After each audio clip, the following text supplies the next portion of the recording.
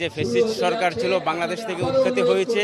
এই ফ্যাসিস্ট সরকার দীর্ঘদিন যাবৎ বাংলাদেশকে ভারতের গোলাম হিসাবে ব্যবহার করেছেন। তো আমরা চাচ্ছি যে আর কখনোই ভারতের কোনো প্রকার তাদের যে আধিপত্য এর থেকে বেরিয়ে আসার জন্য ভারতকে কখনো আমরা প্রাধান্য দেব না, কারণ অতীতে যা হয়েছিল তা টোটালি খারাপ ছিল।